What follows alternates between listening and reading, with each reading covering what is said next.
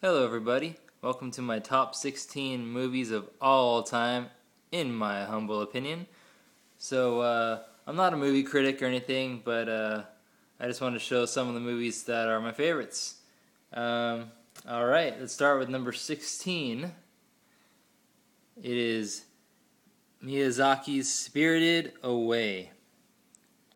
Now, this is the only animated film I have in my countdown, but it is a good one. This is the first Miyazaki film I ever saw, or Studio Ghibli. I saw this in the theaters and was just, really impressed with the quality and the creativity behind it. And I like a lot of his films now, but this one's special to me because it was the first one. Alright, number 15, Forrest Gump.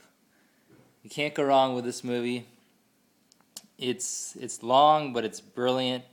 Tom Hanks is fantastic in it, and if you haven't seen it, just flip around on TV. They show it all the time. Check it out. Number 14, Spaceballs. If you're going to make a parody movie, this is the way to go. Mel Brooks is awesome, makes a lot of good movies. But this one's my favorite because I'm a Star Wars fan, and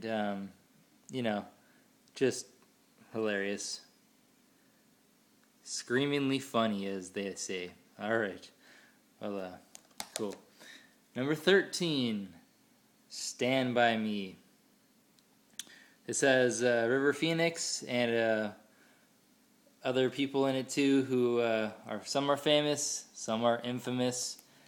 But a great coming-of-age movie, and based off a Stephen King novella called The Body. So, Stand By Me. Number 12, Labyrinth. You got David Bowie and Jennifer Connelly. Really good movie. It's a Jim Henson movie, so there's puppets and stuff, but and songs and sort of a kids kind of film, but it holds up. It's really entertaining, and definitely enjoy it. Number 11, Ferris Bueller's Day Off. Now, this movie was basically the story of my high school career way back when. It's all about how to cut class. It's a blueprint for it, so I use that quite effectively, and got away with it because of Matthew Broderick. Good stuff. Alright, so now we're going to get into the top 10. Number 10, North by Northwest. This is a Alfred Hitchcock film starring Cary Grant. If you've never seen a Hitchcock film, this is a great one to start with. It's not a horror film or anything, so it's just a really entertaining movie, and I highly recommend checking it out. Number 9, if you've ever worked retail, this is definitely a movie you must see. Clerks. This is Kevin Smith's debut film. It doesn't really have anybody famous in it except for Kevin Smith. It's all black and white, so there's not going to be great, cinematography or anything like that. It's all about the story, and it's a comedy. It's really funny. It's a little over the top, but it's really well written, as you'd expect a Kevin Smith film to be.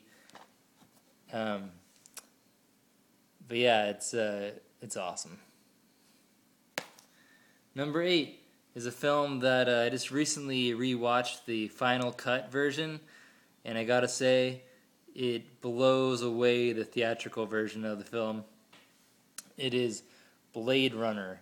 Now, when this movie first came out, the studio thought that the fans or the people who went to see the movie wouldn't understand what's going on, so they had Harrison Ford do voiceover dubs for the whole movie, and the director hated it, but he couldn't really do anything about it, so it went out like that. It was released like that. Now, all these years later, the director decided, I need to make this movie the way it should be made. And then because of that, we get this, the final cut, and it has a lot of differences from the original film, and it's a lot. A lot of them are all for the good. It's all a good improvement. They got rid of the voiceover dub. It adds a whole another layer of dark ambience to it, and I just highly recommend seeing the final cut if you haven't seen this version of the film. Alright, number 7 is another Hitchcock film, Vertigo. This movie was shot in San Francisco, and me being from that area, it's pretty awesome to see how everything looked back then when this was filmed. And it's a masterpiece. There's no other way to say it. If you haven't seen Vertigo, check it out. It's got Jimmy Stewart.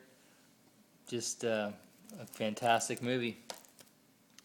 Number 6 is a movie I've owned on VHS, DVD, and now Blu-ray. It's Leon the Professional. It's Natalie Portman's first movie, I think. It also stars Jean Reno and Gary Oldman. It's a pretty dark movie, but it's just an incredible film. I don't want to tell you what it's about. Just kind of watch it and see what happens. It's worth checking out. I mean, every time I watch it, I like it that much more. All right, number 5, Raiders of the Lost Ark. What's to say about this movie? There's not much I can't say or can say that hasn't been said already. Just one of the all-time classic films. Yeah. Number 4, Indiana Jones and the Last Crusade. Now, most people would probably say that Raiders of the Lost Ark is the better film, and I'll say, yeah, you're probably right. But I enjoy this film a little bit more, because it's, to me, it's a little fresher. I haven't seen it a quadrillion times. I've only seen it a billion times, and it's funny. It's got a great cast, as you'd expect, and I don't know. Something about it makes me like it just a tiny bit more than Raiders of the Lost Ark. All right, number 3. If you've been paying, just checking these out, you might have noticed there's been some famous movies that have been missing. Well, they're all here now. Return of the Jedi. This to me has the best scene that I've ever seen in any movie. It's when Darth Vader has his helmet taken off by Luke, and you get to see what he's looking at, or what he looks like underneath that helmet. When I first saw this, I was 8 years old, and to me, Darth Vader is the coolest bad guy ever, and so it was so exciting to finally see what he looks like underneath. And yeah, it's a little different than what you expected, but just a great scene. Number 2, Star Wars A New Hope. This is the one that started it all, and it's a little dated, the special effects and everything, but when it came out in 1977, there was nothing like it. It was so different than anything else that was out there, and they created so many different special effects techniques just making this movie, because there wasn't anything, any way to do it before. There was nothing to go off of, so they had to create everything as they went, and the result is one of the greatest movies in history. But there is one that I like just a little bit more, and that is Empire Strikes Back.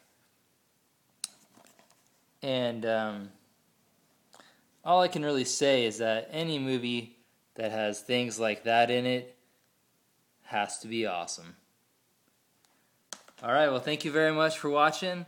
Those are my top 16 movies of all time, and basically it's my favorite movies of all time.